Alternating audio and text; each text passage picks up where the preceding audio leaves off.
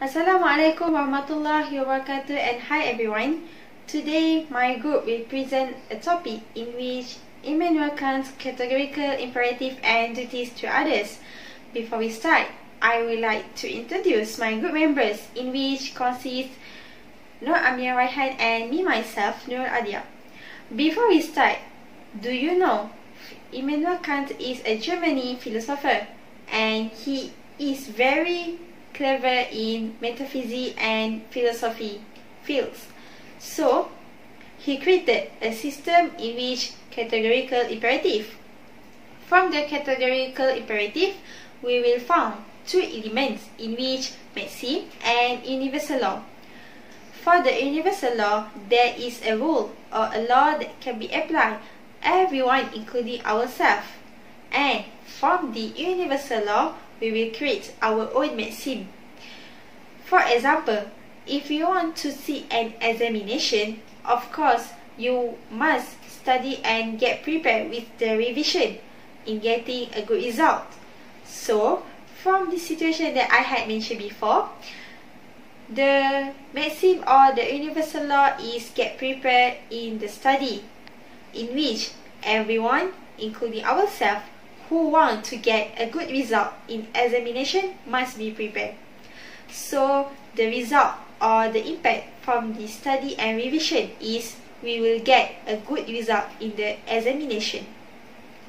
But do you know there is a rival philosopher that named Benjamin Constant, in which arise the dilemma and critiques the categorical imperative that Immanuel Kant has created.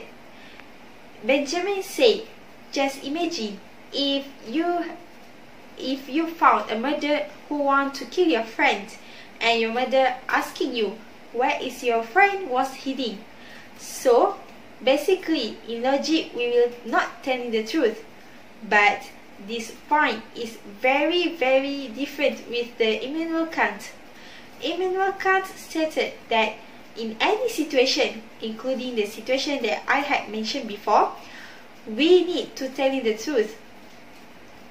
So, based on this situation and the view of Immanuel Kant, we can conclude that Immanuel Kant is a Cartesian. Besides that, there are a lot of criticism that we can find from the Immanuel Kant theory or Immanuel Kant belief.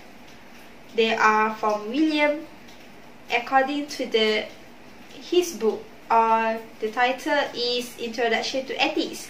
William critiques that the values or the moral cannot be concluded as categorical.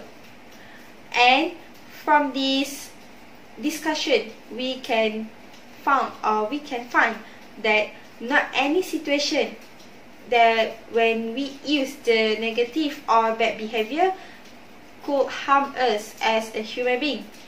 Just the situation that I had mentioned before, in that case, to save our friend, we need to be lie.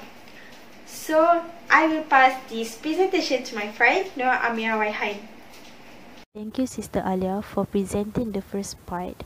Okay, now I'm going to talk about what Kant said about duties to others.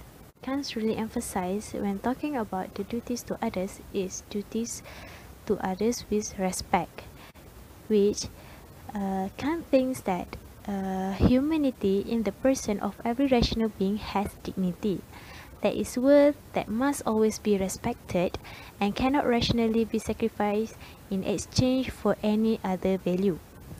Okay, the terms of respect means it is the proper rational attitude towards something that has objective value, and the opposite of the terms of respect is contempt, which is treating someone as without value or else having lesser worth than it in fact has. So, if you're treating any human being as if they lack dignity, it means that you treat them with contempt.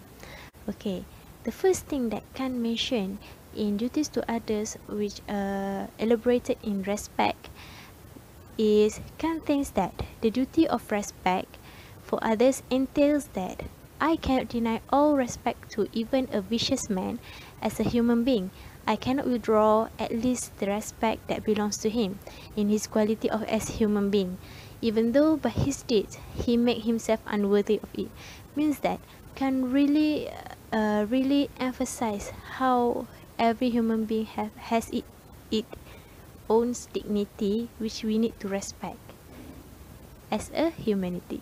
One is Kant thinks we must show respect for others even in the logical or theoretical use of their reason, and even in pointing out their mistake. It means that we have a duty not to condemn others' mistake by calling them absurdities, poor judgment, and so forth, but we must rather suppose that his judgment may yet contain some truth, and we must try to see things that might mislead him as to preserve his respect for his own understanding. Kant also said that we also have a duty not to do things that will later cause them to be ashamed of themselves, or it means that we should not shame others. In other words, duty to respect others is actually the duty to preserve their own self-respect. Okay, under the duties of respect, Kant also lists 3 vices that violate those duties, which is the first one is arrogant. When you are thinking yourself as a greater value than another, it is also closely allied to our natural human desire for honor. Means you feel that you are the best from others. You don't want to listen to others' opinion and so on. And then the second one is the defamation. It means that the desire to blame others and expose them to be blamed, means that you project the mistake to others by not admit that you are doing something wrong. And then the third one is ridicule, where it involves finding amusement in what makes them objects of mockery or division. Means that you're belittling someone, or you're mocking someone for what that person have said or anything, showing that you are being disrespectful for that person. Also mention about duties to others, which means respect to human being only, but Kant also said about how we respect or how we taking care to other beings, like animal. Okay, at first Kant accept the conclusion that we only have duties to human beings, which is ourselves or others. However, Kant has realized that we do seem to have duties to animals. He thinks we should not treat them as more tools to be disposed of for our convenience. Claim that in our duties to treat animals with kindness, not to overwork them, to treat them with gratitude, those that have served us with devotion or affection, which it is really duties to respect to our own humanity. Means when we respect the animals, mean that we respect ourselves, or we respect our own humanity. In conclusion, for Kant, morality is not something we learn from our parents or teachers, nor do we learn to distinguish right from wrong by observing other people's action. Rather, it is our own reason that tells us what what we should do or what we should not to do. Okay, that's all from us. Thank you for listening.